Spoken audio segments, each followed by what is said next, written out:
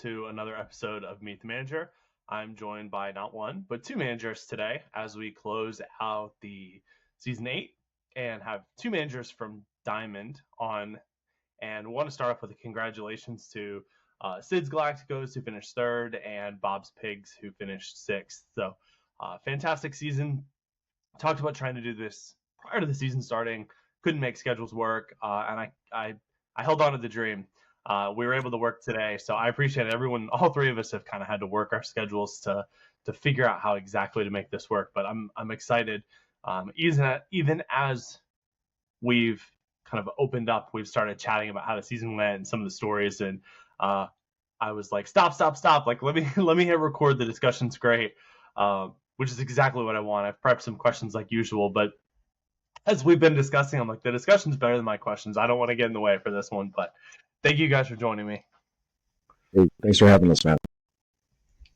Pleasure to be back, Ryan. Looking forward to the conversation. Again, timing-wise, I think this is perfect. The season ended yesterday, so we kind of have the full post-mortem of what worked, what didn't work, and we'll get into the details.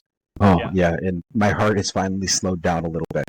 I know Sid and I talk a lot, so both of us, there's a different level of anxiety and really how in tune and intense playing up at Diamond is. And it was a great experience for both of us.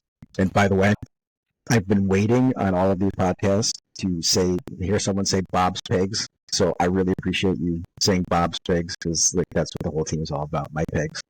So you got to team me up. I sent out the questions and I asked for feedback. Anything you want to talk about? And, hey, I'm shameless. Team me up. I'll throw you a softball. One of the questions that I have, and I'm skipping around on my list, but is I wrote it. Do you find managing Diamond Club more stressful than you expected? Bob, you alluded to it a little bit. I'm sure you knew it was going to be stressful. Was it a bit more, and how do you feel now the season's over? Well, it's a little different. So I've said in the past on podcasts that I hated watching my Platinum game. I hated watching that because you win Platinum and you get to Diamond. There's a different feel of trying to get to Diamond, right? There's this added stress if you've never been there before. Then once I got to Diamond, there was a little bit of a weight that was taken off of me. And I said, I'm going to watch every single match and enjoy this because the odds are I'm going to get relegated again. I won't get back to Diamond. So I'm going to take this opportunity while I'm here to really live it in and enjoy it. Now, I still swore at my phone constantly watching it. It's still aggravating when things don't go your way. But there's a lot of joy taken in watching you score a goal, and every goal means something. When Beckman scores, it's incredible. That first goal that I scored in Diamond, when Carter came down the side and I beat Bragg 1-0, it was incredible. I jumped out of my seat and fist pump. It's something like that. It means something different. Now, was it stressful? Yeah, because you get to the second half of the season and you have these expectations for your team. And if you're not meeting those expectations, you know that the only person to blame is you, right? I can go, I've done before, and cry about the engine, but the engine is what it is. Everyone uses it, so I can't really complain about that. But I have to use and mold to what works. And that's one of the big things that Sid and I talked about a lot, that Sid helped me stop being a spoiled, sweet 16 baby girl, and actually pay attention to what I was doing at both. Yeah, the having backboards that you can chat with helps. I've been in that seat as well, where I'm complaining to you, complaining to Kev, complaining to Sid. But Sid, how about you? How did from a stress perspective, how did the season treat you? Very similar. I would say going into the season as an underdog has its pros and cons, right? So being the underdog, each win matters so much. And even if you lose, you shouldn't really be stressed out. But it was quite opposite. And again, one of the other things was when you're playing in another league, again, not to pick on the lower leagues, but let's say you're in a stone or an iron league with an OP team, you kind of have that relaxed mentality. You go in and all that you question is, hey, how many goals I'm going to score today? Is it going to be 5-2 or 6-3, whatever the score line is? But you're kind of subconsciously expecting 3 points in the bag, most of the games at least.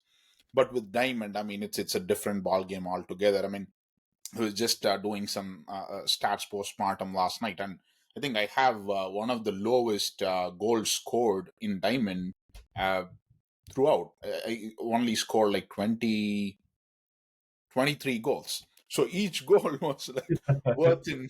Yeah, I was joking to Bob about this. Each point is worth in Diamond, quite literally. But yeah, I mean, the stress level was off the charts, though. I mean, the enjoyment factor was definitely there. But to grab every single point that you cared against each opponent was very stressful.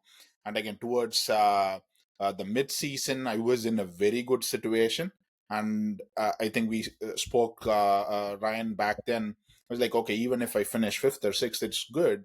And right after that, it was a spiral which I felt like it was never ending.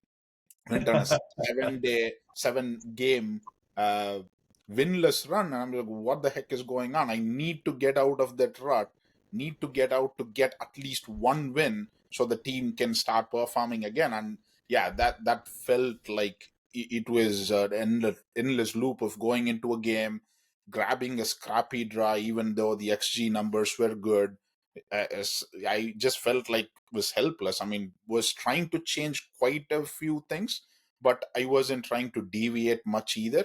But yeah, I mean, stress wise, it, it was definitely a stressful season. Yeah. Um, the the different paths that you guys took to the end of the season was really interesting. In hindsight, as I was walking and thinking about it yesterday, I was like, I wish I would have plotted it on a graph to kind of show the trajectory that you guys took. If I'm not mistaken, Bob, I think you won your first two matches and were joint first, 2 games in. And Sid, I think you were at the bottom 2 games in. And then Sid, I think you went like 6 in a row that you were on a tear. So like games 3 through 8. And Bob, I think games through 8 for you were challenging. And so you were towards the bottom and Sid was towards the top. And I remember chatting with some other people saying, um, could Sid win? Could Sid win the whole thing? And we were all kind of saying Bob's working hard enough and good enough at the game. He'll figure it out. But it was kind of eye opening to me, opening up and watching that you guys were constantly running friendlies and talking about things, and um, there were constant waves. The meta and the adjustments in Diamond moved so much faster. NFL as a whole, I feel like for me and probably for a lot of managers, has like a season to season meta adjustment. Um, and I felt like it was happening like every 3 or 4 days in Diamond, that everyone was kind of looking around the league and saying, what's working, what's not, what adjustments are we making? And as those changes happen, um, everyone else was kind of counteracting. So Bob said in kind of the pre-show, he said, let's talk about the 4-2-4. So I kind of, in my opinion, that kind of started it, Sid, when you ran the 4-2-4. So tell me kind of how you got into that. Let's talk about the first match between the two of you. Uh, so yeah, I was looking at the formations that I'd used through the season, right? So I played 14 different formation. I had 13 noted down. I ended up using a new one yesterday. So 14 different formations, and 4-2-4 was my most used setup. Actually, I used it 5 games. The results were quite good as well. But that did kick me out of Titans against against Black. So 4-2-4 was primarily to use two wingers. My two best players were Fortunato, who's a left winger. He's 97 rated at left wing, and Low is my 95 rated striker. And I seem to notice this trend around Low. When I play him as a lone striker, it never worked out for some reason. He's more of a secondary striker who can dribble, create chances, etc., though he was high on shooting.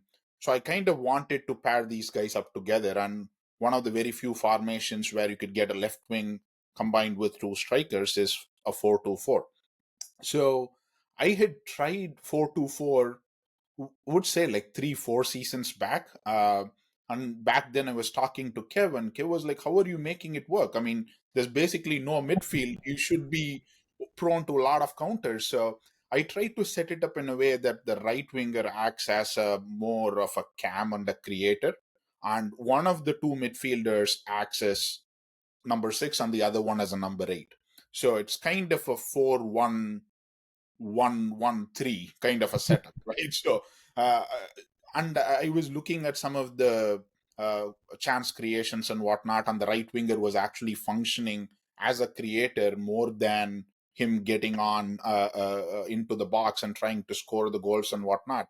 So it definitely worked out that way. And again, I mean, the left wing and the striker combination was really good. Both of them were close to like 90. I think both of them have 98 shooting right now.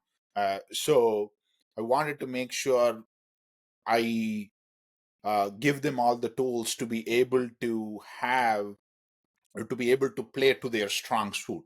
And it definitely worked. There were like one or two results which were kind of off, but overall it was a great success. And I don't think anyone else tried a 4-2-4 in Diamond. I was just like scrolling through some of the games. I don't think anyone else gave it a go.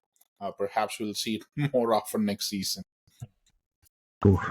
Yeah. So I got to tell you, when our first match, Sid, like you said, he had changed a lot of formations, and he came out, he rolled out with a 4-2-4. And I messaged him, I was like, I did not expect you to play this. And I was out in the 4-1-2-1-2 narrow, and he goes, I'm screwed. You're in a 4-1-2-1-2 narrow, you're attacking me narrow against my really wide formation, you're going to overrun my midfield, and I'm going to be so dead. And I was like, yeah, logically, that's what should happen. And then I didn't touch the ball the entire match. My midfielders were just like sitting at the midfield line playing patty cakes with themselves. You know, like they just weren't involved in the game. And Sid had the ball the entire match. And it was mind boggling to me. And I was so frustrated after that because I didn't know what to do. Because I thought that my 4-1-2-1-2 narrow was in a really good spot because I had done a lot of testing. I was very competitive with Ronan and his 4-1-2-1-2 narrow. And I was like, I can run this pretty much against anybody. I had just beaten Marseille 6-0 with this 4-1-2-1-2 narrow, and I was flying high. Then Sid just like stomped on me like I was a little stink bug, and I was like, oh, that's not good. And then you start scrambling a little bit, and I didn't know what to do because what I was recognizing is that if my midfield is not going to be as involved, because he clearly was dominant here, how did he do that? I don't understand. I understand now after saying how he set it up. Yeah. He was able to accomplish that, but I couldn't grasp how, my 97 midfielder with my 93 midfielder and my 93 cam were unable to even touch the ball the entire match, right? And, understanding, like, tactically what he did, like just listen to what he said there. I was like, oh man, okay, I understand now what happened to me. But simultaneously, and in the moment, you're like, what do I do? Like my offense is broken. I can't even touch the ball to even get up there. Like he should be it should be really easy to counter on him. Like I have these studs that are here. There's no reason that Toma, my stud midfielder, should not be able to take advantage of this. And so it made me do a lot of thinking, and then you see, like, there was just so much testing and so much conversation between me and Sid. Like, what the heck is going on? Because no matter what we did, it felt like things were constantly changing.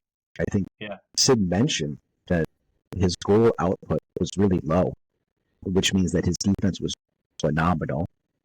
He finished where he did. I think that one of the things that I realized later on after all of the testing is that I needed to make specific adjustments because pace was super important this season. And if you were running around the wings, you were in a really good spot. And my wings simply didn't have pace. My left mid, my right mid, they're not fast players. My left wing, my right wing, not fast players. So I had to ask myself, what do I do to counter this? And so I had to figure out stuff that would create more turnovers in the midfield and then allow my wingers to get the ball deeper in the final third and then get to the byline so that they can cross the ball over for those tap-in goals to Beckman, because if Beckman's open, he's going to score. And that's kind of what we saw. And one of the changes that you can see in my team is that I don't think I played McLeod, my 94 striker, who is way too slow this season at 89 pace. Like, he didn't even play in the second half. Like, I've got a 94 striker that I paid out the butt for, and I didn't even play him. I went to my 91 striker because of his pace and his finishing. And so it's one of those things that was actually, Ryan, like really tough to do because like I spent all of this money. It's like the sunk cost fallacy, right? Like you spent all of this money, and I got to tell you, talking to Ronan helped me quite a bit because he said, "Listen, dude, you have to play the guy that is the best in the meta. You pretty much figured out who your best guys in the meta are. I'll tell you what, my 3 strikers have all won the Diamond Golden Boot. Some seasons favor certain striker attributes, so you just have to roll with it. If McLeod's not working for you, don't worry about it. Next season he could be a stud." So it was one of those like hard things because I'm sitting there like, I can get him to ultimate. I could have another ultimate striker. This is fantastic. And he scores goals, but he just wasn't doing it. So, and it sounds insane to say an 88, 89 striker is not fast enough, but really this season, I mean, ask Sid, he's not fast enough. That's just really what it came down to. So, that's what I learned in that matchup, that game that we had. Like, there were a lot of things that really started clicking for me in that game. It took me the next, 6, 7 games to figure things out. And luckily, after about 20 matches into the season, I think I got something. Because obviously, I went on a bit of a tear in the last 7. So that's, I think, one of the hardest skills to do is to separate from something that you've invested in. It happens in professional sports where teams will make a big splash on a player, whether it's EPL or whether it's American baseball. Or one thing that comes to mind is like Atlanta United broke the record for Latte Loth for a striker. Spent $22 million on him, and he's been kind of league average and for a record-breaking signing. You don't want league average, and the backup's been also kind of league average. And it's like, well, you don't want to move on from your $22 million decision. And it's like, but you're having more success with a backup. And people just don't want to admit they're wrong. And I'm guilty of this. Everyone's guilty of this. So having that skill of like making the right decision when it's kind of against your bias is so hard. So great takeaway. Well, and like that conversation with Roden really shifted my perspective, because knowing that he's had all 3 of his win the Golden Boot, obviously he has special merit. But my whole thinking is, you know what, McLeod's not meta this season, but he could be next season. He could be in season 10. So let's just focus on staying up and use the best tools that we have right now. And having that flexibility really mattered a lot in my head, and it's interesting when you talk about Latte La in Atlanta, like MLS, like people don't recognize, especially in Europe, how physical and difficult the MLS is. It's not easy to just come over because you're getting bodied all over the place. It takes some time to actually figure some stuff out. Like, not everybody is Lionel Messi, as it turns out. So part of that is inconsistent reffing, where sometimes they let you absolutely kill people, and sometimes they just don't call anything, or they call everything. And there are some just big mean center backs in the MLS. Chiellini was here, and it was that way, and they exist here too. I think everyone kind of clowns on the MLS and says, well, the defenses stink and blah blah blah. Well, for individual players, they do. But that to me, that's more related to a team rather than individuals, like because of the rules. And I don't want to get into MLS, but it's interesting when you kind of have these little learnings and takeaways, and it's hard sometimes. It's hard sometimes to look at something that works and say, I'm going to abandon my initial idea because you have this fear that what if I'm wrong? So Sid, how about you? Were there big kind of aha moments, or was it little learnings? It's I mean, it is a mixed bag for me. I was looking at the strikers who scored the most goals, right? So interestingly, there is the Golden Boot winner.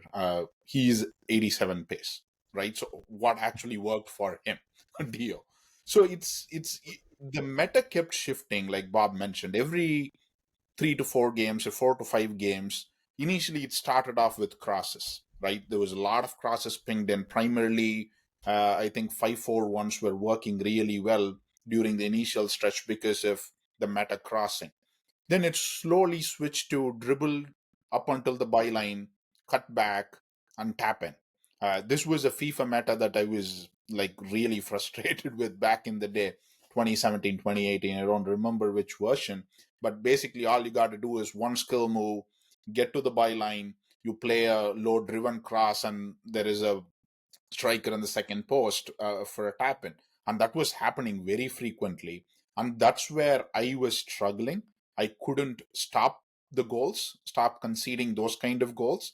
And I wasn't able to create similar goals either. So I was trying to get the dribbling high on the wingers to be able to see if they do that. But that wasn't happening whatsoever. So that definitely didn't suit the team or the setup that I had. And then the final stretch of 4 or 5 games, it was more similar to the last season's engine, where the narrow formation started working really well out of nowhere. Again, I can't pinpoint and say if it was an engine variance or if it was just people continuously tampering around with tactics. Suddenly, one formation becomes meta out of nowhere.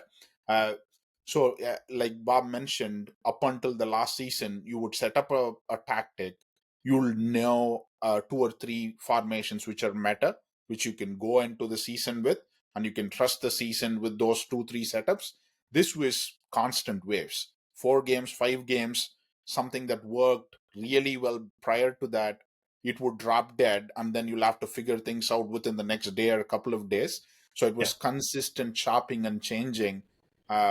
Same thing with the strikers as well. I mean, slow strikers didn't work, but with the headed goals, all you needed was aerial threat. Again, I wish we had some level of data to look at and say, hey, anyone who's 6'2" or 6'3" scored 10 goals out of a cross, and the ones who weren't aerially strong were struggling. Right, so it'll be nice to look into that level of information and come to a conclusion. But yeah, I mean, it was consistently shifting from one extreme to the other. And if you had the tools to be able to deal with those variations, I think those are the people who were able to survive. But if you had a very rigid setup with only the same kind of strikers, then I think those teams ended up struggling quite a bit. And that's an amazing point, because you mentioned that the Golden Boot winner, Francois, like, he's not that fast, right? But Dio's wingers and his guys to create are super fast with super high passing. And so, like, that makes a huge difference to be the stationary target. And what was really interesting is, one of the questions you asked us prior to this were like, what were like signs of a good season? Like, the things that I was looking for, Ryan, going into this is I wanted to be competitive with Ronan, Dio, Scrub. Like, that's what, like, that would prove to me that I belonged here. And I mean, yeah, like, you look at some of these guys, how good they are. And Dio, I beat Dio twice. So, like, I handled Dio pretty well, and so I was shocked. I was like, okay, I belong. And it was that first win against Dio is what made me feel like I actually belong. And then, like, watching his highlights, I'm seeing how he's scoring. I'm understanding. And I think that's one of the things that really matters, like, when you're playing friendlies and you're playing against different teams, is watching the previous match, seeing how they're setting up, seeing what they're doing, and how you can try to take advantage or stop it.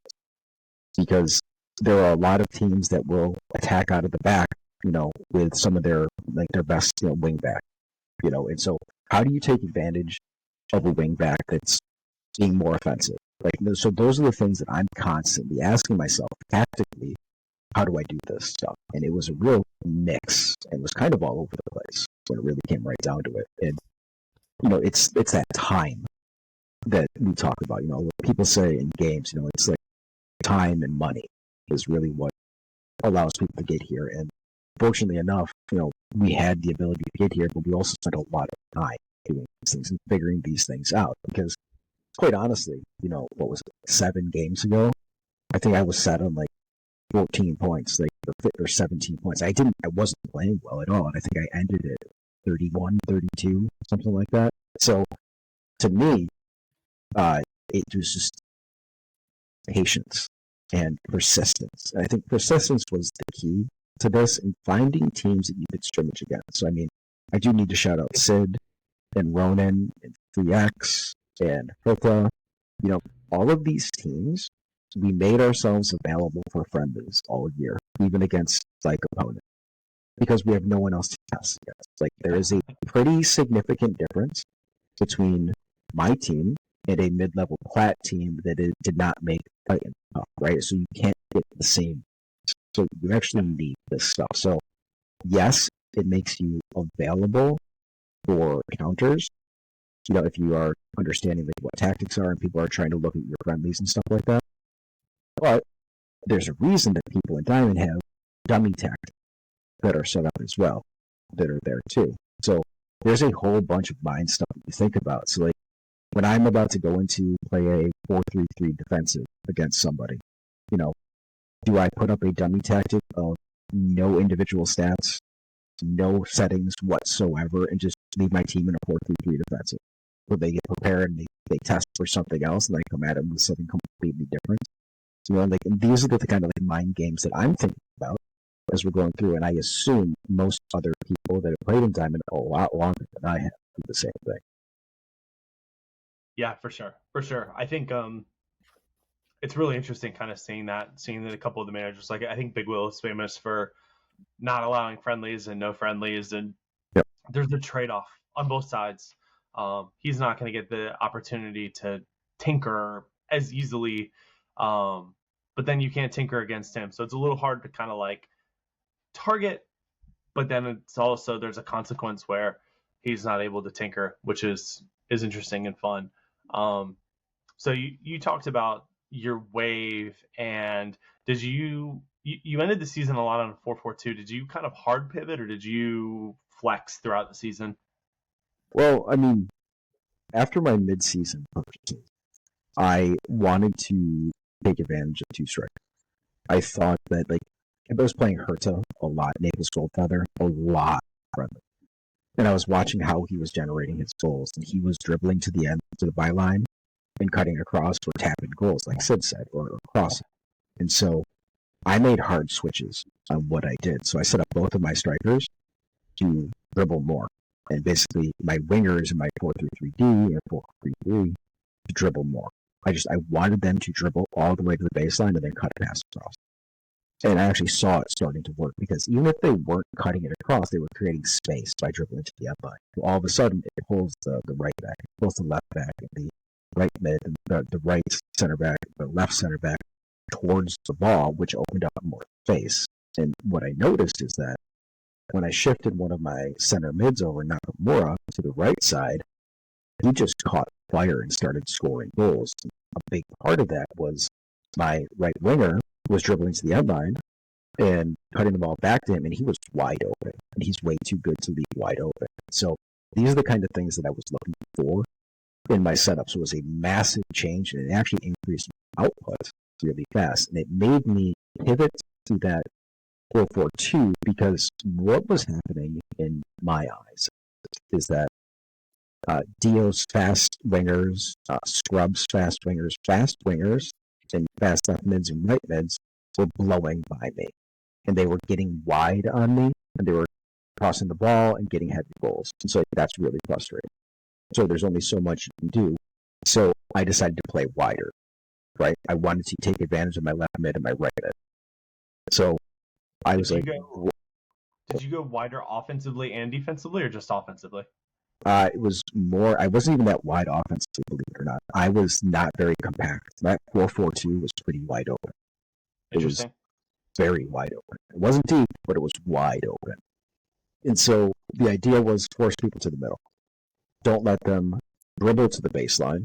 Like, force them to cut in between my left back and my left center back and make them have to fight through two guys before they can even get to the byline and cross the ball over. Now, this resulted in Gerard, my center back, giving up 2 penalties in my last 2 games. He's an idiot, but that happens, right? And these are some of the things that we have to bear with. But it also allowed me to identify where teams were scoring goals. Like which wing were they really prioritizing? Who was their main guy that they used to generate? So if their left mid or left back likes to run up and create a lot of offense, I make adjustments to my right mid. I say I use the more aggressive, or as I call it, the punch you in the face tactic to make them stop. Yeah. And then all of a sudden, what happens? And then like one of the things I tried to test with is if I know that you're going to attack from your backfield, I might just try to attack over the top of you on that side and counter on that flank to try to take advantage of you being out of position. Because there was a goal early in the season against Big Will where my left back, who was on more offensive, he just went running up and he just got completely lost, and Big Will just walked in for a goal, and I was like, what the actual heck just happened? Yeah. But I understood, like, tactically what he was doing, and it was beautiful. And so I thought that was a really great example of how you can try to counter some of these guys. Because, listen, every single player in Diamond is capable of beating you on any given day. Like any given dribble, any given ball possession. That's why whenever a highlight pops up, your heart starts beating a little bit more. Like it goes from like your resting rates, it just starts beating. You're like, oh no, what's gonna happen? What's gonna happen? And you get worried that like, please don't turn it over in the midfield. He turns it over in the midfield, he's gonna get one pass, he's gonna be wide open for a goal.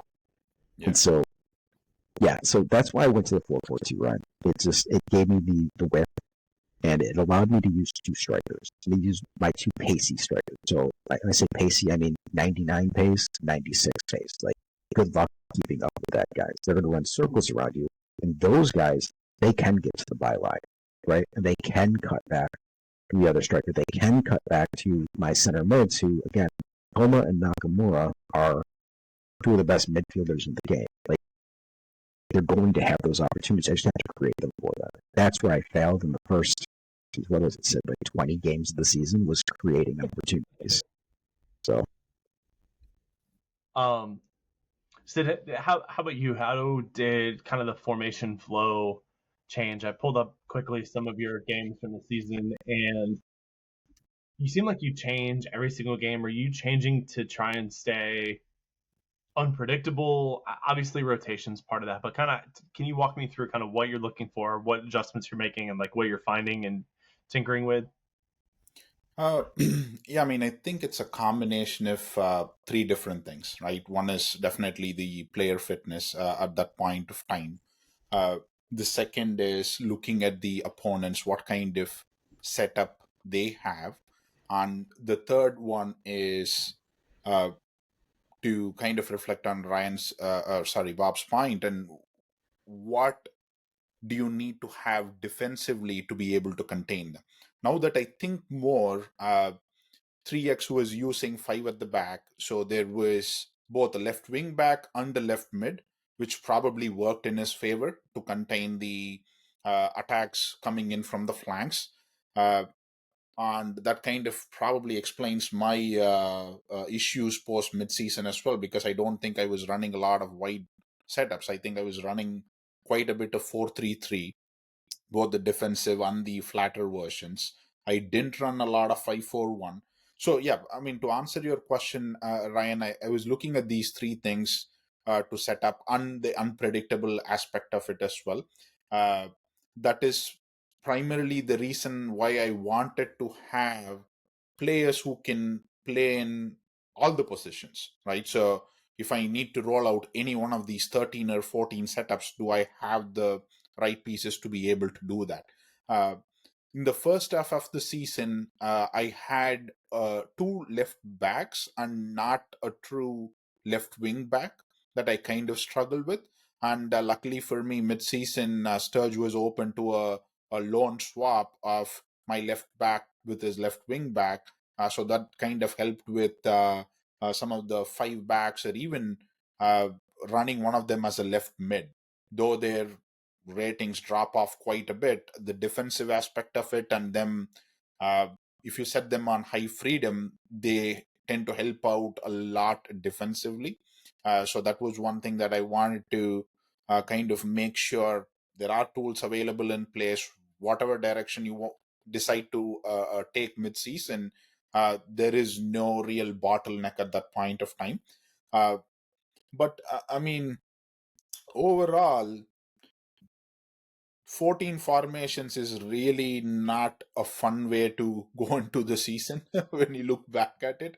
There's just plenty of homework that needs to be done, right? I mean, each game, I tell Bob, at least I look at 3 or 4 different games of the opponents, their last 3 or 4 games, to kind of get an idea of what kind of setup they have and what kind of depth I need to run, what kind of width I need to set them up with, and whatnot.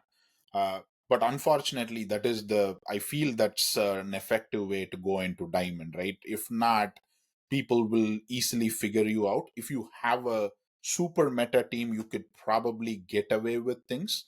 But unfortunately for me and Bob, we are still not there yet. So maybe 4 or 5 seasons down the line, if the progression curves or progression guards are in our favor, then we probably get there where you set up 2 3 different formations and you run the 30-game season with that. But up until then, I'll probably be taking this approach, which is time consuming but definitely rewarding. Yeah. Yeah, a couple of thoughts on that. So Ronan changed formation third bit of the season, ended up falling back on his 4-1-2-2 at the very, very end. But he ran, I think it was one of you two that pointed out, he ran a 4-1-3-2 for several games. So even the guy with the best players who stays kind of consistent had to make some changes. Making a very, very generalized comment, one of my takeaways is I feel like you either have to run Sid your approach, which Kev does the same thing, where you're changing formations, kind of play this rock, paper, scissors, and be quite good at that, or you have to run one formation and make pretty sizable tactical changes game in and game out. So, Bob, it sounds like you did that a bit towards the end of the season.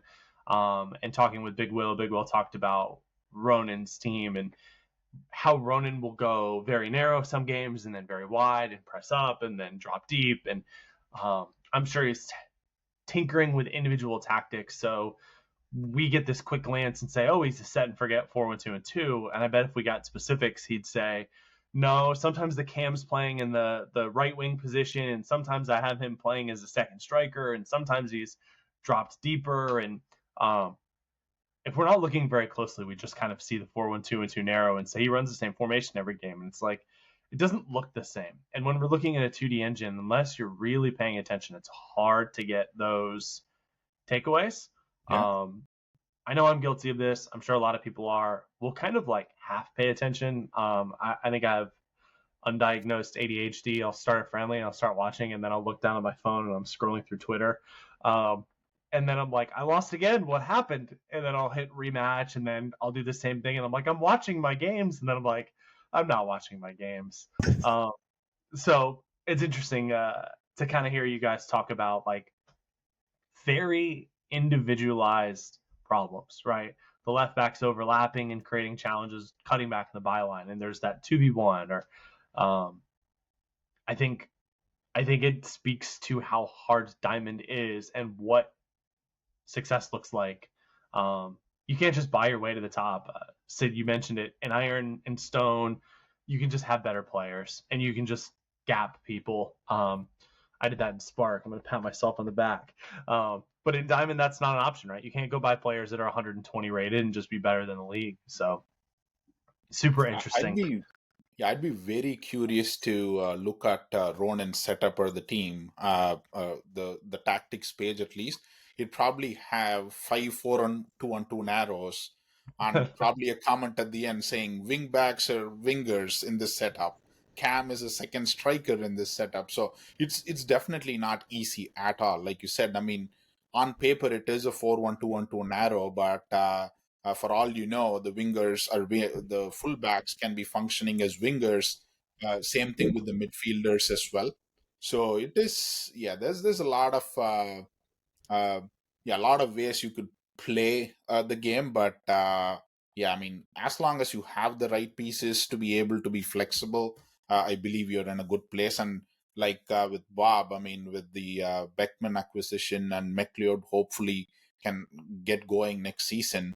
Yeah, I mean, those are like very, very important tools for you to be able to deal with some of these games. Yep. Another thing you guys both mentioned, Bobby Beckman was mid-season, correct? Correct. Yes. Okay, so what other mid-season guys did you bring in, if any? And then was Beckman more of like, I just want the best player, or was there something a little bit more specific and pointed there. Well, I mean, I wanted to stay up, and I said, "Who's the best card in the game?" I was like, "Oh, that guy. He's for sale. Okay, let's talk to the owner and let's try to get him." Like, Yeah. that's literally how it went. But I also added from Black, so I got Beckman from Black. I also made a deal with Black to get Gerard, who's a 94 center back, who has a couple spots to go up in defense still before he hits ultimate. So, like, that was the other purchase that I made that came through. So, I made a fun deal with him, and I allowed him to, so basically he stayed on Black's roster. He stayed in Black's agency, and we had a percentage of MFL, part of the contract that we basically signed together. And then I paid him for the rest of it, and so he released him to me. So I'm going to get him as soon as I think MFL already went out, and I think we already sent the sale. So Gerard will be with my team full time next season. So those are the two big purchases, and Gerard there was necessary because I wanted speed in my backfield. So yeah. Having speed was just absolutely vital to what was going on. To combat a little bit the pace of the other individuals. Now, Gerard's issue is that he's not 99 defense, which is actually an issue in Diamond, right? So, I picked him up knowing that he had an opportunity to build up, which is what I want. I want him to get to ultimates. I want him to be that stud in my backfield. I have other 93, 92 guys that go along with him. But those two pieces were the main parts, and, it really came down to Beckman is just so good all around. He's one dribble or one shot away from hitting 98, and he would be the first person in game to hit 98. So it's fun to use the best cards. And his age brought his price down considerably to where I felt it was reasonable. And at that point, I was like, let's do this. I want to stay up. McLeod is just not working enough for me, and my other strikers are not good enough alone. So I need to do something to stay up. So I invested. I spent money to get us to where we needed to go. And I mean, you can see the end of the run. Like, my last 5 games, 2 draws and 3 wins. Like, that's not too bad, when it comes right down to it. So, and I think that I was, in my eyes at least, the better team in almost every single one of those matches. I was the better team that came out. And a big part of it, like you said, Ryan, was 4-4-2 or 4-3-3 defense. And like each one of those, there were different setups, there were different tactics, there were different depths, there were different compactness, there were different attacking widths. Like, everything was different, and it was game to game. And, the 4-4-2, I mean, I lost to 3X in Big Will by a total of like 5-0 the first 2 games of the second half with the 4-4-2. And I was like, oh my God, I'm going to die. And then it ended up being my best formation, which was kind of cool because I had the tools to make it work. So, I want to come back to that, but I want to tease Sid up. Sid, you talked about swapping out the left wing back. 2 questions: what other midseason changes did you make, and when did you know? How early in the season did you know I want the left wing back? I want to be able to run a true 5-4-1. Very early in the season, I think like 4 or 5 games in, when we kind of figured out 5 at the back was working really well. Both the 5-4-1 and 5-2-3, I believe, were the setup. So I didn't have a left wing back. And all 3 of my additions mid-season were defenders. So I got a left wing back. I got a right back who could also play right wing back, because my backup was not that great. I think he was 88 rated, and he was more of a center back than a right back, very low on pace, good on defense though, but he couldn't play right wing back. So I was able to get a loan deal on a right wing back mid-season. And my major addition was the 97 rated center back. Uh, the reason being, I was conceding quite a bit of XG in the first half of the season. The points were coming, but most of the games, the goalkeeper ended up being the man of the match. I was conceding more XG than I was creating. I was thinking, okay, I got through the league phase of Titans. I'm at the top of the table on diamond. So how can I consolidate this? So can I strengthen the defense more since the attack seemed working okay at that point? Uh, so I reached out to Yaset like mid-season, and man, I mean, he wasn't willing to let him leave. I think he was playing in a gold club. It was his club, and he was like, "No, I want to just have fun." And uh, there has been multiple proposals for a diamond loan and whatnot. So I managed to convince him with a decent deal, and he performed really well as well. I think he was a major addition mid-season. And one of the other reasons was my center backs were kind of struggling for stamina. Since I was rolling out five at the back quite a bit often at the early stages, I only had three center backs back then. So I wanted to have this fourth addition, and him being the best center back in the game helped quite a bit too. I was counting quickly, and I was like, "You had quite a few," and then I realized one of them is 47 rated, so he doesn't count. But yeah, that it's interesting. I find it interesting, kind of like style of play. Big Will talked about, I just want to score a bunch of goals, and I think both of you have kind of had from a baseline, a pretty strong defensive mentality. And Sid, you brought in three defenders, center back and two fullbacks, two wing backs rather. Um, and you, to your point in the beginning, you had a very low goals for, but only 17 goals against, which I think is the lowest. Yeah, definitely the lowest. No, Meta had 16, but right there, one of the best defenses in the league overall, and captaining the goalkeeper. I think every game, was there a game you didn't captain the goalkeeper? I don't think so. I think it was the goalkeeper, like even towards the end of the season as well. Though the meta might have shifted at that point, but I still ended up captaining my. I kind of wanted him to win the Golden Glove, so I ended up captaining him towards the end too. Yeah, yeah, I think it's really interesting, just kind of seeing that same philosophy echoed down. So Bob, the thing I wanted to come back to was, so the first two games of the turn were 4-4-2 and they were losses.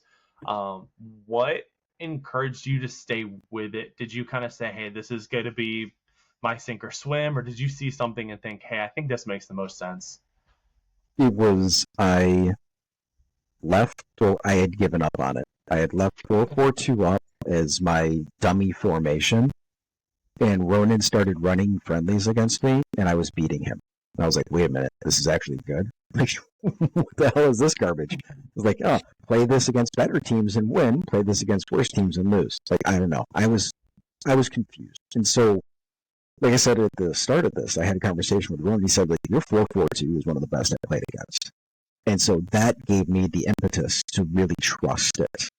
And I used it for some major matches, like the game against Barcelona that I had to win.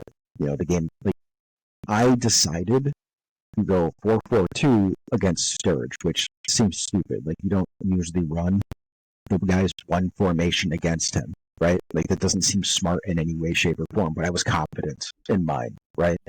But I mean, like, when you were just looking at that screen, I gave up the most goals of any team that wasn't relegated. So my defense is still not great. I mean, if I had Sid's defense, I could potentially win Diet. Like, that's the reality of the situation. Like, I gave up 13 more goals than Sid did, or 12 more goals than Sid did. And I mean, I scored 30. I think I was the fourth highest scoring team in the entire league. So there's a balance there, and I still haven't figured out defense. But yes, going back to the 4-4-2, it did not perform at all in the first two matches. I was really disappointed. The conversation with Ronan helped. And then what I ended up doing is I was just using it a lot. I started testing against Herta. I started testing against Ronan, who were both running 4-2-2-2, which was really, really high scoring and efficient. I was like, this actually works. This actually works. And so I ran a 4-4-2 with all of my backups against Herta. All of them. I did a full rotation against Herta, who was in first place. And I should have won the game. You know, I ended up drawing with him, but I was ahead going into like the 80th minute. And now, granted, my goalkeeper came up big, but that was because of the angles that I had created. You know, there was a really massive difference between my defensive output in the first 13 games of the season versus the last 7 or 8 games of the season. I really became a brick wall with my 4-4-2 and my 4-3-3 defense. So, you know, it was a big change, and it was tweaking. It was continued testing. And so, see, like Sid and I played a lot, and I was constantly adjusting and trying to plan for how do I stop Barcelona's attack? What do I need to do? So there was so many tweaks that were put into that, and then the same thing came down with Sturge. Like, how do I combat his strong attack, because his striker Melo and Durant, they just score a lot of goals, right? So like, how do I stop that? How do I cut it out? And so it was trial and error all the way through. And the game against Hertha really made me realize that Ronan was right, that my 4-4-2 is really, really strong. Really, really strong.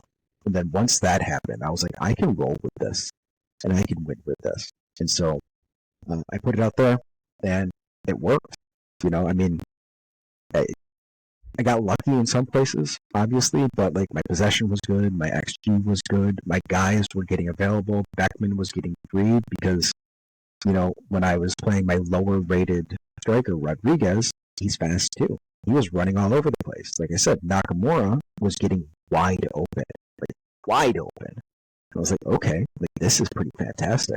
So, figuring out more dribbling for my strikers is what really freed up a lot of the initiative. I'd never had that before. I was so set on crossing, and the crosses just weren't working. I wasn't getting the ball. I wasn't holding the ball. I went away from playing direct all the time as well. But I think that's something that some people will not do. I just went to a balanced approach on my attacking, and I trusted only specific people, like 3 people on the team. I just sent them individually to direct. Like, that was it. I didn't want, my defenders throwing the ball out, because that's how you turn the ball over all the time. And that's how you create those counters coming back, because it's not ready and they're in a formation. So it was stuff like that that made the 4-4-2 better for me. And plus, I got to use guys that I really liked. And it made it easier on rotations too, believe it or not. Like, when I switched out of that run, my biggest issue was that Como was going to need a rest. He was going to need a break at some point. And I said to Sid, like, I can't lose to Marseille, and I can't lose to Sturge. Like, those are the 2 things. Like, if I can not lose those games, I can stay up. And that's what happened. But I had to find a way to get Como rest and Nakamura a rest too. And unfortunately, when I went 4-3-3-D against Dio, I put Como up at the right wing because he's like a 96 right wing, offensively.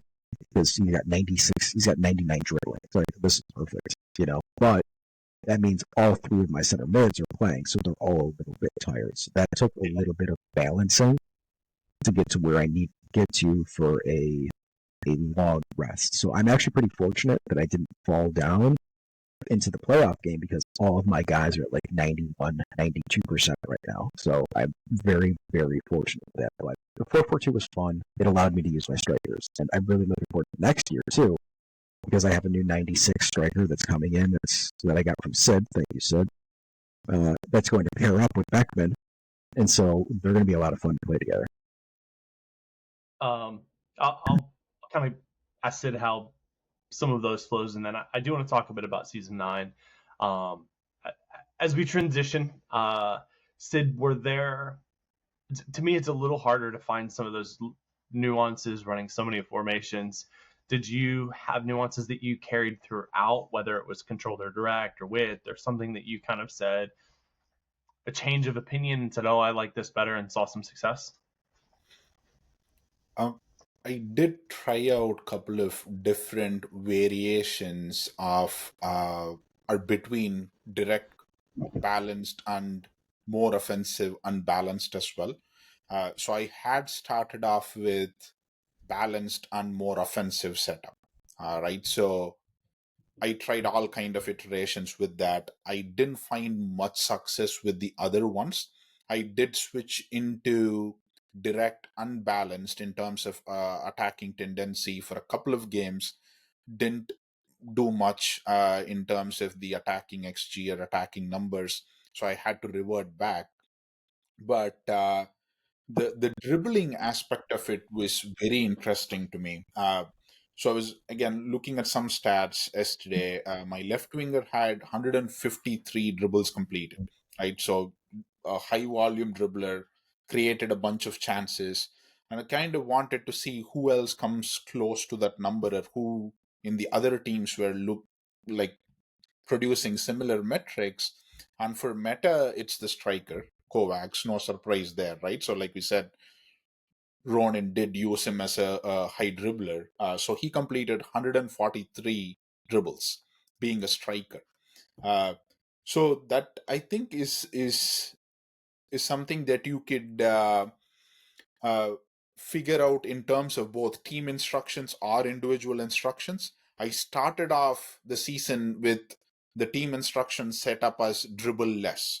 So 9 of my players won't even attempt to dribble. And there's only the wingers or maybe Low, who plays as a striker or a center forward, who dribbles. But the rest of them didn't dribble much either.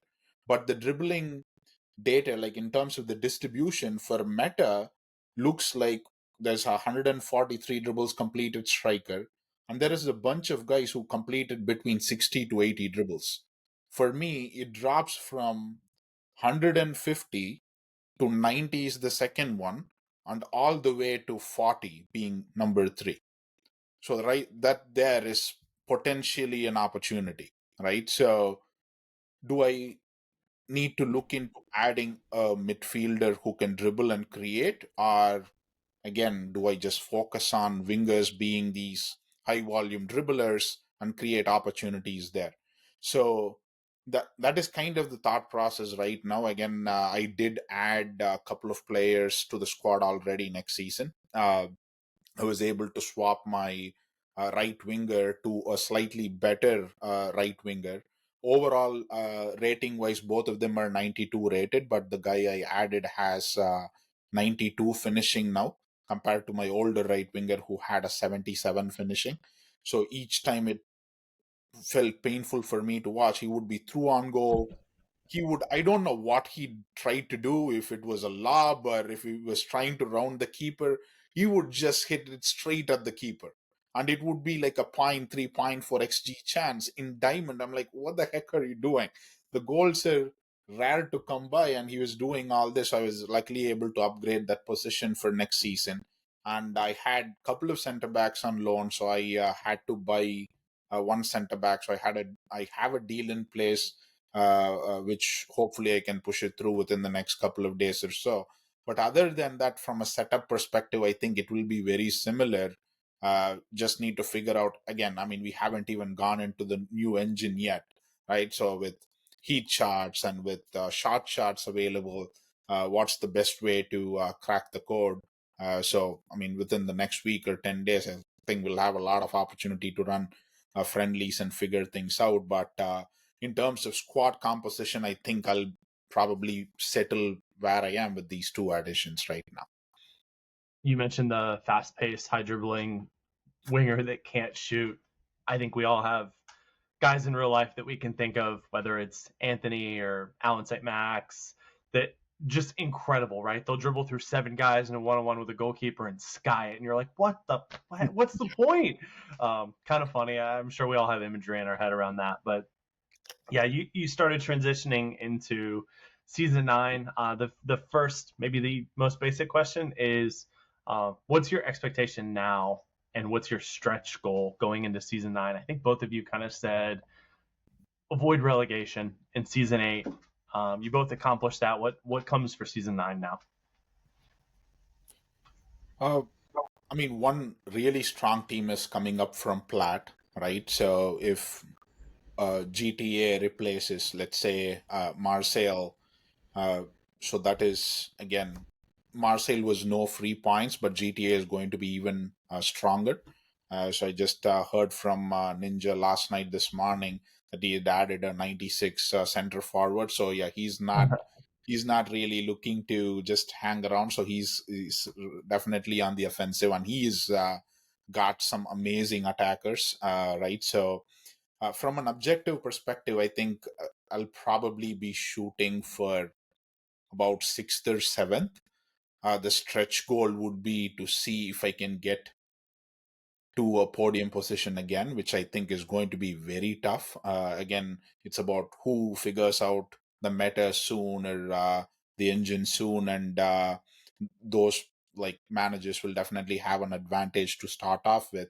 But yeah, anything between 5th to 7th, I'll be really happy with. Anything higher than that, that that I would consider as a stretch goal for now. Yeah, Bob, how about you? and I agree with that. I mean, honestly, staying up is always the number one goal, right? Like that is always the main goal. So 8th to 5th is perfectly fine with me. Like Sid said, with a couple additions or some smart tactics, podium is the stretch. You know, the dream is to win it, obviously, and it's we saw this year. Things are really close. They're really, really close. And while Ronan may have run away with it at the end, Ronan is still beatable because Ronan has great tactics and he does different things against different teams.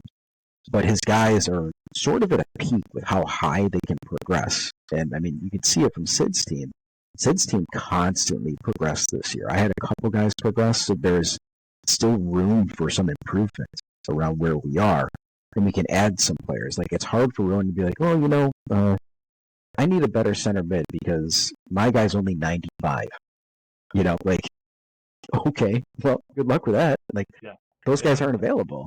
Yeah, exactly. So, like, there are places, like, I can replace my 92 right back. I can replace my 90 center mid. Like, there's some massive improvement areas for me. I mean, I use an 89 CDM, Ryan. Like, there are some massive improvement places where we can get better and we can really solidify our team. And so I've already started reaching out to people about potential loans and all of that stuff. And I'm trying to figure out, like, if I'm going to make purchases, if so, like, what positions would they be, et cetera, et cetera. So those are the things that I'm looking at this season. And like I said, depending on who I get, realistically, I mean, I want to stay up. Realistically, if I can get a couple solid loans in, top 3 is not outside of the realm of possibility. And again, I just need to be better in the first half of the season and actually shore up my defense. I scored like one of those top 4 scoring teams in the entire league. So that means my defense sucked. Like, really, really sucked. And that's not good, right? And so I figured something out towards the back half of the season. I have to keep that up. And so, but as we've all talked about many, many times, the engine changes constantly, in between season and season. So just because something worked this season doesn't mean it's going to work next season. So, I have to keep practicing what I'm doing. I've already started testing, and my 4-4-2 is getting killed by a 3-4-3. I'm like, what in the world is happening here? Like that didn't happen before. So, like, these are all things that we'll figure out as we test through, and it's research. Honestly, it's watching what other people are doing and just focusing on where we're at and staying up and diving. That's it. I want to make this run as long as humanly possible. Based on your response, I'm thinking my next question might be a bad question, but I'm going to ask it anyways to get some insight. But so Sid, when we talked, I pointed out in perspective of Diamond, you do have a smaller agency in terms of total players. Bob, you've got a bit more, but you're on the smaller side as well. So kind of the question is, do you start to look to sustainability and say, I want to have a bunch of Legos so that some of them can get up into Ultimate and help prepare me for season 11, 12, 13? Or are you guys thinking, no, screw that. I'm staying up in season 9 and I'll figure out season 12 when I get to season 12? Kind of, where's your mindset now that you've got the big payday from a season in Diamond, and how do you kind of manage that as you look forward? For me, yeah, the idea is to get the second team up to gold at least. So they did get promoted to silver. It is quite a solid team, but there are few players who are around the 30 year old mark. So they might, I don't know, retire like in a 3 to 4 seasons time. But what I've proactively tried to do is add some of these solid progressors. So the idea is to get at least couple of players per season, right? So 2 or 3 even per season who are around the 24, 25-year-old mark, in the hopes that once they get to a 28, 29-year-old in 3 to 4 seasons time, I could at least have maybe 3, 4 pieces into the diamond squad, right? That way, let's say I'm paying 400, 500 for an 85, 86-year-old right now, and they have a good progression metric up until this point. So if I could get those 4 players who in total cost like 1,500, 2,000 to diamond, which right now is basically the price of purchasing a single player, right? So that is the objective. I don't know how successful that's going to be. So again, I'll give a couple of examples, right? So I did get a goalkeeper. His name is Lorenzo Altamirano, right? And his progression looks like, so I feel like you he were just trying to show off your pronunciation skills, but no, I'm sorry. Continue. I thought it was really bad. But so yeah, he's a 23-year-old goalkeeper, and he went from 58 to right now he's 85 rated, right? So he's plus 20, 627 on progression, and he's only 23. So if I could get this guy into my diamond squad, let's say in 3 to 4 seasons time, uh, his price was around 500. Right now, for you to get a diamond level keeper, it's going to be $1,500, $1,600 minimum, if one is even available. Right, so Sure. that is the objective. So if I could get these pieces gradually in, obviously you'll need to have ready-made players available to add into diamond as well. So you cannot get away with just one or a singular approach. But for the next 4 to 5 seasons, this is the idea. But then again, there is another monkey wrench thrown into the works, right? So I was looking at Hoodwink's screenshot. I didn't even get to look at that part of the engine or the friendlies yet, where there was a screenshot added with the different scenarios within a match where you can sub in a player, you can change the formation and whatnot. And most of us, I think, run a 17, 18 member squad right now. So if you're able to use subs, switch formations in the middle of the game, how much is that going to affect the stamina of the players? If you're Yeah. using a sub who is at 95, will he still drop to a 93? And at some point, your whole squad is going to be 92, 93 on stamina if you're running a 17 or an 18 man squad. So will we be needing a deeper squad at that point? So there's a lot of moving pieces, but yeah, for now, I think just 2, 3 additions per season who can hopefully crack into diamond sometime down the line.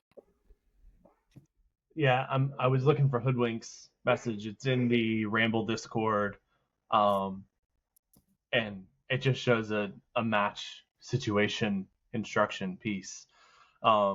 Which yeah, that'll be the next wrinkle that when I have you guys on next time, we're talking about our problem solving skills or your problem solving skills and match situations. And I should have done this, but I did this. And Ronan scored 3 in the last 5 minutes. So it'll be interesting to see.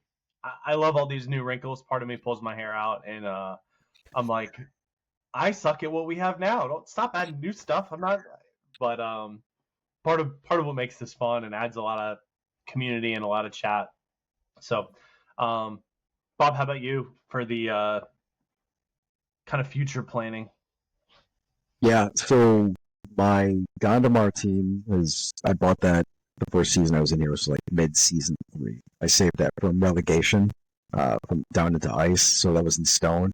And that team is now in gold. So it won silver this year, so it's in gold. So that team basically has my leftovers from platinum, and it has guys that are going to continue to progress. So, I mean, honestly, in a gold team, I'm going to have a Rodriguez, who scored almost like 10 goals in Diamond this year, is my main striker in gold because he's my fourth best striker in my agency. So like I'm gonna have 291 strikers, and my backup is gonna be like an 89 striker in gold. So like I'm getting basically a lot of the runoffs that I've improved over here. So Yeah.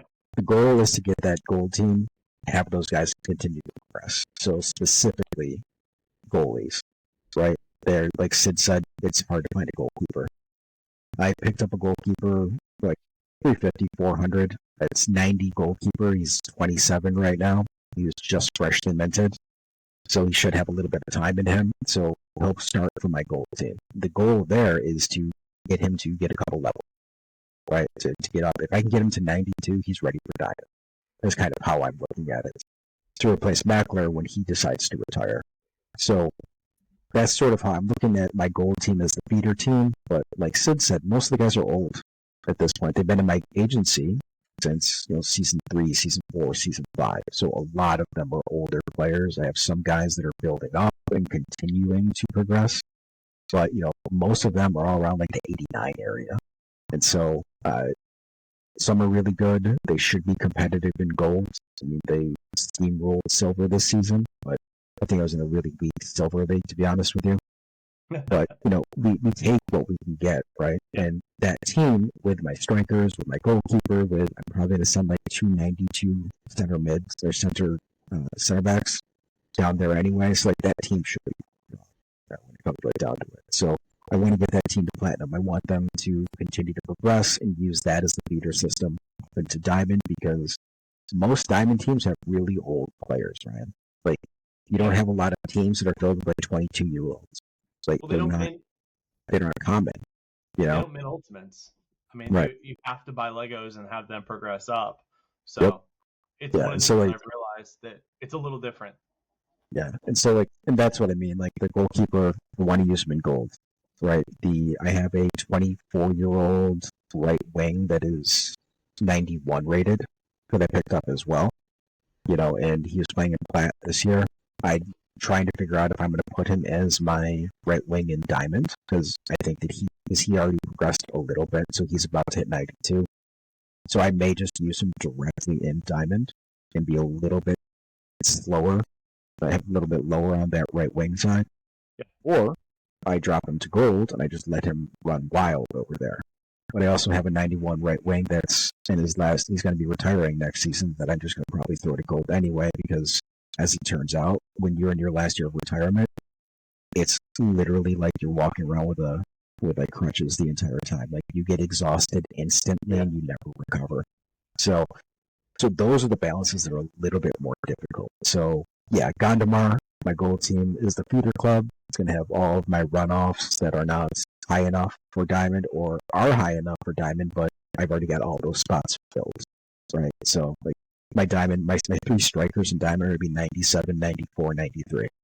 Like there's just not room for Rodriguez or Rueda to actually get up into that mix, and so what that means is I'm going to have a ton of 88, 89 players, that even strikers, I have a lot of those, that I'm going to have to end up loaning out to other teams as well, so people in Ramble are probably going to get some really good strikers for people that just got to goals, Yeah. Cool. Interesting. 2 slightly different processes, but they both make sense. And it's interesting that, as your gallery size is a little bit different, how that strategy kind of flows through is fun to see. Yeah. I mean, Ryan, don't get me wrong. I'm probably going to go crazy one day and just buy somebody too. So I'll probably add somebody. That's not outside the realm of possibility. Anyone that's paid attention to your transaction history knows that if one of the top guys becomes available, you're swiping the card, you're pulling the trigger. So yeah, I'm always working to make a deal. Always trying to figure these things out. And so I've already messaged people, and so I'm trying to work some deals right now as is. So somebody will come in.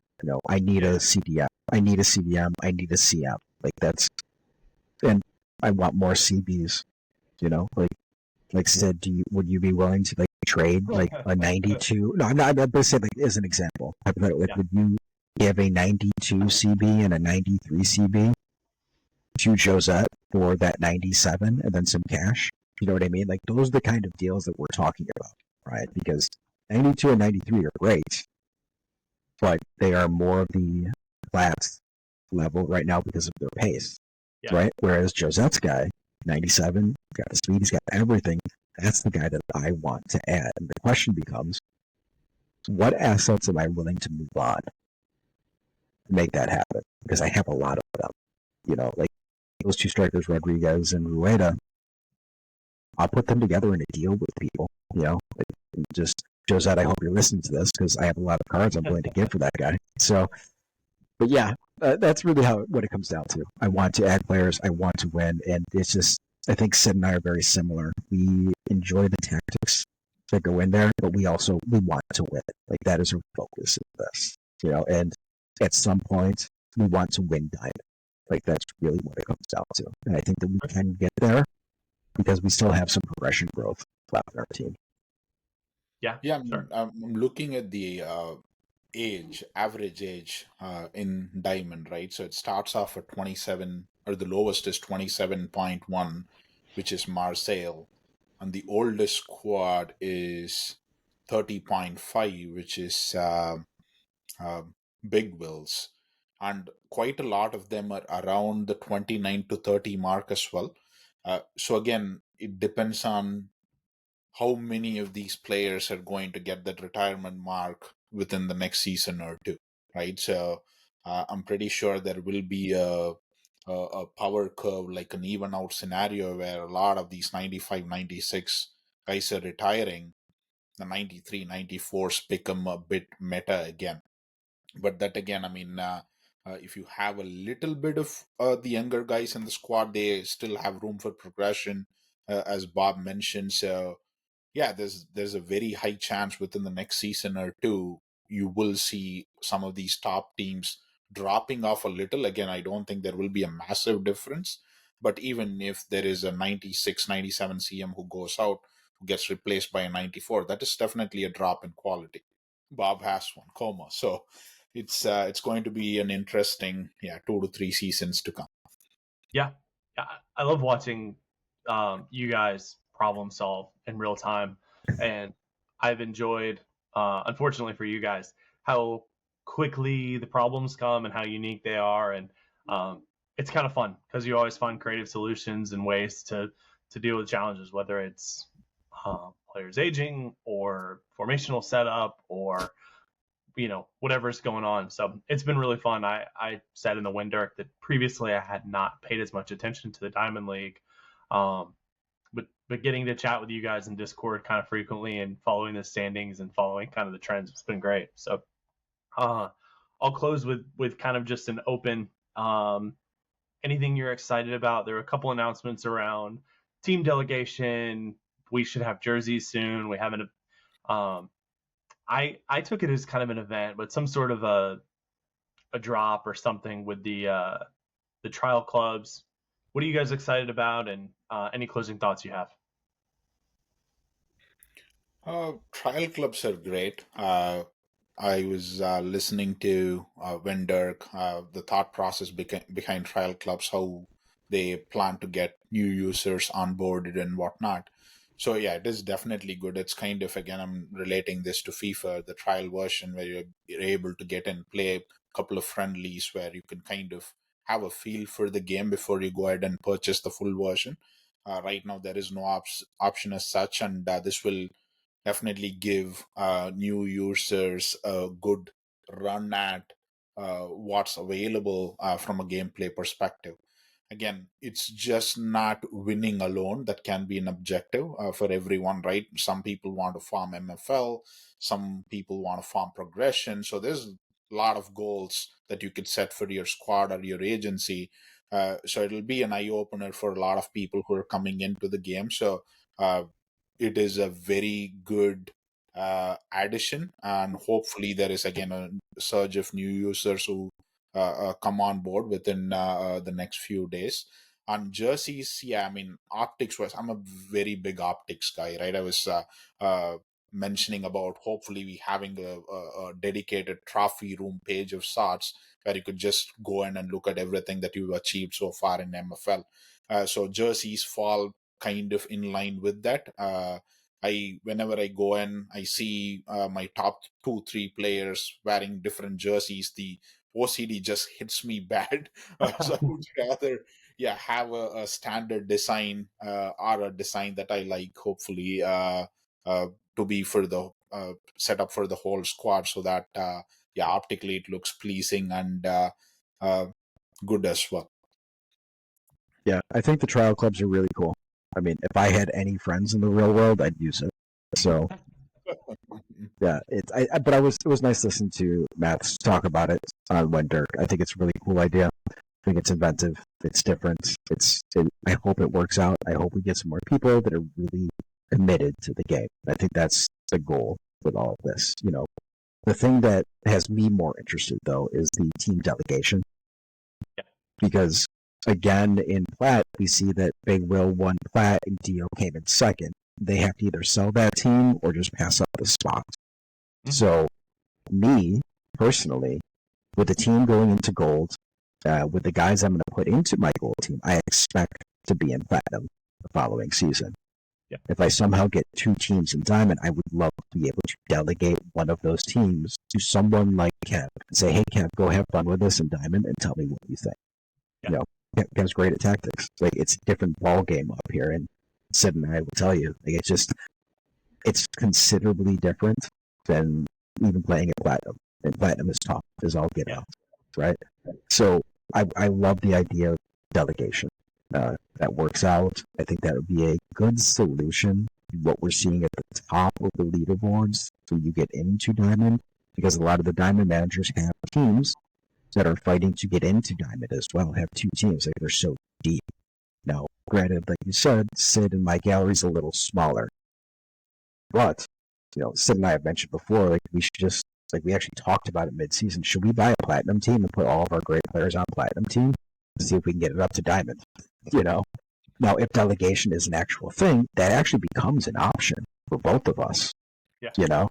To work together to get another platinum team and to have somebody that we trust, like a Kev type person or someone, run that team. You know? So there's a lot that goes on. I like the idea of that. I have no idea what the community event is about, but at the end of the day, I like the direction that things are going. You know, I just need time to figure out the engine before, you know, we get into like the last 5 games of the season. Yeah.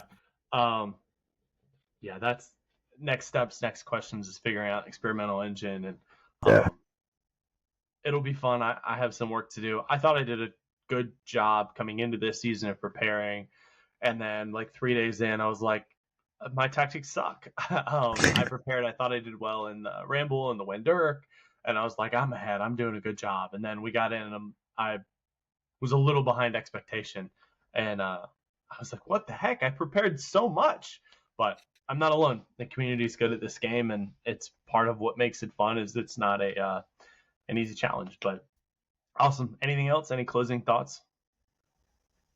I mean, it was an awesome season. It was highly stressful, but so much fun. It is a thrill to have the opportunity to play in Diamond and be amongst the top managers of the game. It was just a completely different experience, and there's nothing like scoring your first goal in Diamond, getting your first win in Diamond. It's awesome. You know, it's just, you have to figure out your defense in Diamond, which I didn't. You know, so, you know, I mean, believe it or not, Ryan, like, you eventually look at it, like, I think I have the most, like, other than the teams that got relegated, the most losses in the league, and like, I'm up at the top, like, as like some of the most wins as well. So like, there are just so many little things that swing a match, and usually these matches are 1-goal affairs. They are just so darn close, and even when you score early, you know, in a match, it doesn't mean anything is going to go your way. So it's fantastic. If you guys are into the competition, work your tail off to get to where you are and have fun with it. Enjoy the stress, celebrate the success, make changes when you find things that don't work, and play friendlies. It really matters. Do some advanced scouting, and obviously not everybody has the time to do that. But it was just a lot of fun, man. I wish everybody had the opportunity, with the time and effort, and have the opportunity to play at Diamond. It's a really different experience. Yeah, I mean, like Bob mentioned, that's the right way to put it. It was stressful and fun at the same time, right? I mean, it's at the end of the day, it's 5 to 7 minutes of a diamond game per day, and it basically just you're thinking about it for hours and hours, like leading up to that 5 p.m. kickoff. Like, oh, should I change this? Should I tweak this formation a bit? Should I go with the 4-3-3? Yada yada yada. So it's yeah, it definitely was a fun ride, and shout out to Sturge as well. I mean, three of us came up, and Yeah, all three of us stayed in Diamond, and that's a huge win. Says a lot about the ambition of the new managers. We had Ronin change formations, change instructions, running friendlies mid-season. So there are managers who are pushing to achieve more at the highest level possible, and hoping to have another fun season, or quite a few seasons in Diamond. Fingers crossed. Uh, and yeah, we'll see how things plan out with the new engine, new tactics, new tools available in terms of heat maps and whatnot. I'm pretty sure people are going to come up again. Shout out to Kev as well. I'm pretty sure his schedule is filled with manage this team for 30 minutes, potentially Sid's team, Bob's team, Ryan's team, and he's soon going to become this full-time MFL manager by the looks of it. It's fun though. It's fun though. I mean, they're adding new tools, which again helps you figure out the minor details, tweak tactics in a way that can play to your advantage and whatnot. Uh, so more and more nuances and problem solving that you got to work through real time. So yeah, fingers crossed we stick to the Diamond League for the next few seasons to come, and yeah, hoping to push more to get into the podium spot as well. yeah, awesome. Thank you so much. Good luck to you guys as we go forward, and we'll talk soon. Definitely in Discord and hopefully on camera as well. So thank you again. Awesome. Thanks, Ryan. Really appreciate you putting this together. Yeah. Thanks, Ryan.